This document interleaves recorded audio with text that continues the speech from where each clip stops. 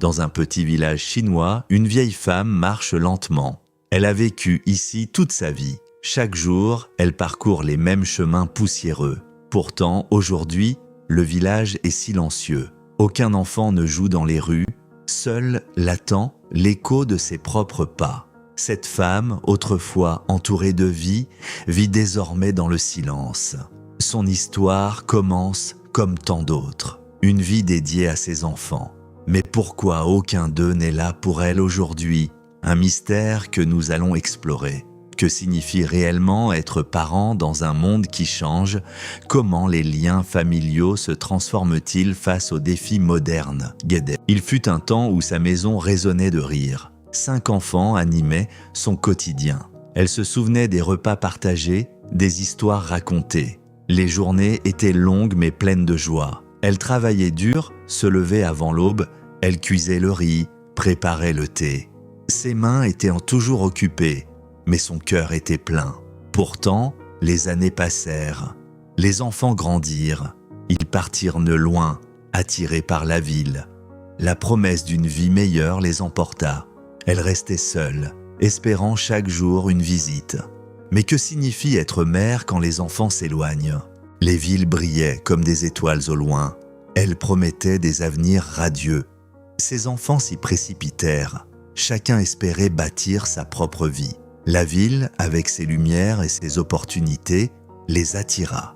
Ils y trouvèrent de travail, richesse et famille. Les appels devinrent rares. Les lettres se firent moins fréquentes. La vieille femme restait seule avec ses souvenirs. Elle se demandait souvent, ont-ils oublié d'où ils viennent? Que ressent-on lorsqu'on devient une ombre dans la vie de ceux qu'on aime?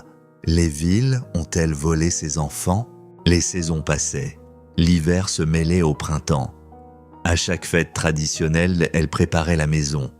Elle espérait toujours voir la porte s'ouvrir, son cœur s'accrochait à ce mince espoir. Elle dressait la table, mettait les plats préférés de chacun. Mais la chaise restait vide. Elle regardait par la fenêtre, le regard perdu. Pourquoi l'amour se perd-il en chemin? Comment peut-on oublier ceux qui nous ont tant donné? L'attente devenait sa seule compagne.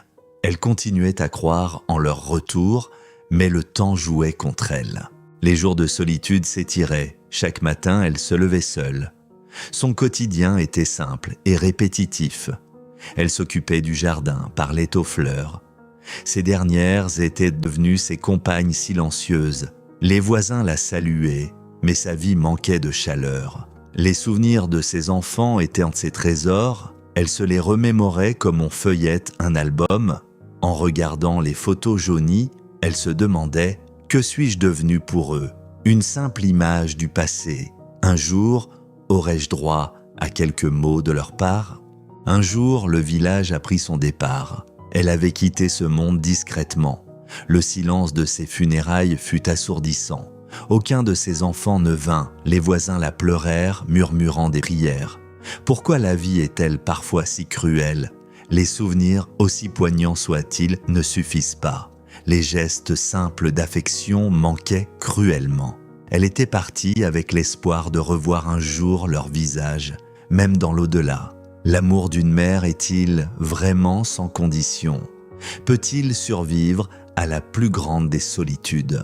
Les souvenirs se dissipent comme la brume matinale. Dans le village, on se souvient d'elle avec tendresse. Son sourire, sa gentillesse, mais les mémoires sont fragiles. Les enfants, absorbés par leur vie, ont laissé leurs racines derrière. Que devient un arbre sans racines? Peut-il encore fleurir? L'histoire de cette mère est universelle. Elle rappelle l'importance des liens que l'on tisse. Sa vie était comme un livre inachevé. Elle espérait que ses enfants en lisent les dernières pages. Cette histoire nous enseigne bien des choses. La valeur de la famille, l'importance de prendre soin des nôtres. Un amour donné sans attente est précieux. Mais il exige une réciprocité pour s'épanouir. Combien d'entre nous oublions d'où nous venons? Les villes nous prennent, mais la terre nous appelle toujours. En France comme ailleurs, la famille y est un socle, un refuge, une source d'identité. Et si cette histoire nous inspire à renouer des liens, à ne pas attendre que le temps nous échappe, le village continue de vivre. Les enfants joueront de nouveau dans les rues. La vieille femme est partie, mais son souvenir demeure. Dans chaque sourire, chaque geste de bienveillance, elle a laissé un héritage invisible, un fil d'amour qui relie ceux qui se souviennent. Et nous, que laisserons-nous derrière nous? Quelle mémoire voulons-nous écrire? L'amour d'une mère, même silencieux, est un cadeau éternel. Il transcende le temps, se grave dans l'âme. Le temps est un maître impitoyable. Il nous emporte souvent loin de nos racines. Mais il offre aussi l'opportunité de revenir sur nos pas, de redécouvrir ce qui compte vraiment. En France, comme en Chine, l'importance de prendre soin des anciens est cruciale. Cela nous rappelle que l'amour se nourrit de présence. Que faisons-nous de notre temps précieux? Et si nous l'utilisions pour renouer, aimer, écouter? Les histoires de nos aînés sont des trésors, des leçons de vie à ne pas laisser s'évanouir.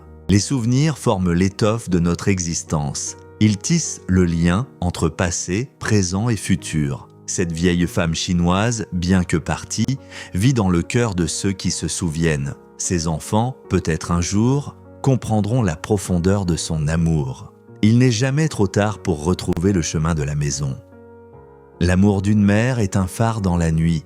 Il guide, éclaire et réchauffe, même lorsque tout semble perdu. Cette histoire nous invite à réfléchir, à évaluer nos priorités. L'amour familial demande soin et attention. Il ne doit jamais être pris pour acquis. En France, en Chine, partout, la famille Asséan est un pilier. Prenons le temps de renouer avec ceux qui nous sont chers. N'attendons pas qu'il soit trop tard. Chaque geste compte. Chaque mot prononcé peut raviver une flamme. Et si nous commencions dès aujourd'hui à écrire notre propre histoire d'amour et de reconnaissance,